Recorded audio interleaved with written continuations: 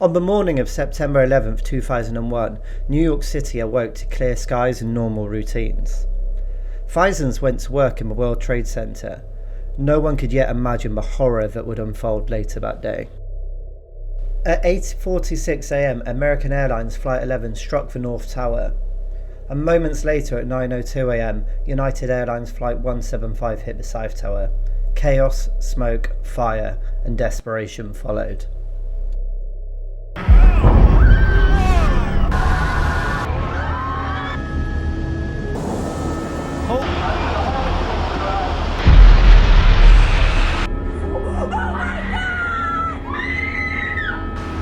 Holy fuck! Oh my god! Oh my god! Another one, another plane just hit. Right, oh my god, another plane has just hit. Yes, that was definitely looked like it was on purpose. Among the many stories, some documented, others whispered in forums and shared in videos, there's always been one story that's really stood out. That's the tale of a man who attempted the unthinkable. Trapped up above the impact zone, he climbed down the outside of the tower. But did this man really exist? Did he manage to survive? Or is this story part of a myth, part of misinterpretation? Welcome back to Nightmare Situations. This is the story of a man who climbed down. To understand why someone would be driven to do this, we must first understand the conditions inside the Twin Towers on 9/11. The aircraft impacts destroyed structural elements, damaging stairwells, blowing out windows, and in many of the upper floors, fire, smoke, and the intense heat made normal escape routes impossible. Some survivors above the impact zones, that's the floors affected above where the plane actually hit the buildings, they were trapped. There are several confirmed stories of people escaping via stairwells but remained at least partially intact for as long as possible. But external escape, climbing down the outside of the building, it's striking how dangerous it would actually be, with the broken glass, the searing heat and the risk of falling, and also the risk of further structural failure. Hundreds of people were trapped above the impact zone. The intense heat and the smoke was driving them to the broken windows just to try and get some air. This led to some falling, some potentially jumping, and some trying to descend the building. It's hard to imagine what those people were going through on that day. When they arrived for work in the morning, there's absolutely zero chance that they would have expected to be hanging out of a window that high up, and even descend, but that's where they were. On September 11th, 2001, over 200 people either jumped or fell from the World Trade Center. The legend of a man who climbed down claims that someone made his way out of the upper floors of the building by descending on the outside, moving from window to window, possibly holding on to edges or the broken window sashes, descending multiple floors.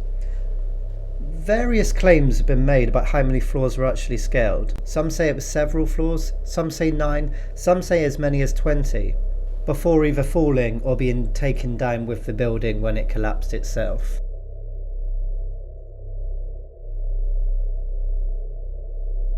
A name that's sometimes associated with the claim is that of Frank Bennett Reisman. Some say he was a rock climber, and that gives the idea of him having a special skill that obviously he would use to climb down the outside of a building. But as of now, there's no credible primary source confirming his identity. So what evidence do we have of this actually taking place? Well, there's videos circulating online that show a figure near a broken window high up in one of the towers. He's appearing to lean out, perhaps to cling to something, perhaps to descend. Some claim they saw a coat or a jacket in hand, like he was trying to pull himself down. In one video, people saw him shimmying or descending from window to window, but the image quality is poor. The most prominent theory about how he descended the building was by pressing himself up between two of the pillars on the exterior of the building and slowly shimmying down. To do this, he would have had his back and his hands completely pressed up against one of the pillars and then his legs pressed against the other side. Experts have said that using this method it's highly unlikely that he would have ever made it to the bottom. This is due to the immense amount of strain it would have put on his muscles that would eventually led to them giving out due to exhaustion. This is supported by eyewitness accounts on the day, although no one saw how far he did actually make down the building. Here's an image of the space that he was in to give you an idea of the room he had. As eyewitnesses from the ground were watching the male descend down the building, the unthinkable happened. Take two. Take two and 2, 1. This is as close as we can get to the base of the World Trade Center. You can see the firemen assembled here, the police officers, FBI agents, and you can see the 2 towers. A huge explosion now, raining debris on all of us. We better get out of the way!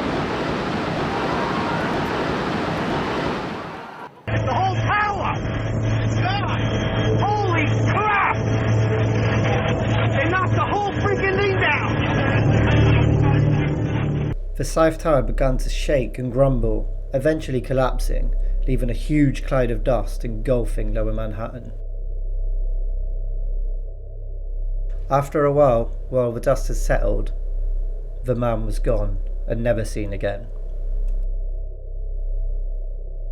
While no one knows the true fate of the man that was descending the tower, eyewitnesses on the day report that the North Tower shook violently when the South Tower was collapsing, so it's highly likely that this would have caused him to lose his grip and fall as the South Tower went down.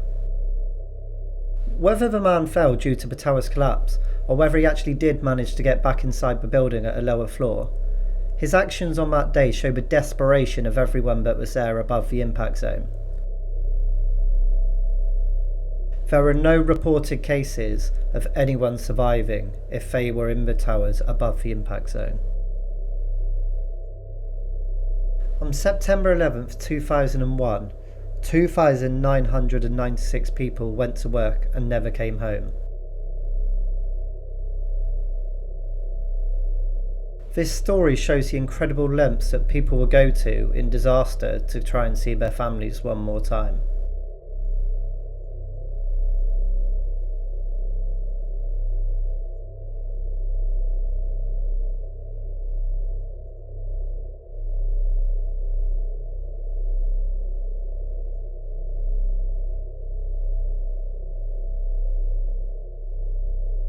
You've been watching Nightmare Situations. If you'd like to see more stories like this, then don't forget to subscribe. And remember, sometimes reality is more terrifying than any nightmare. Thank you for watching.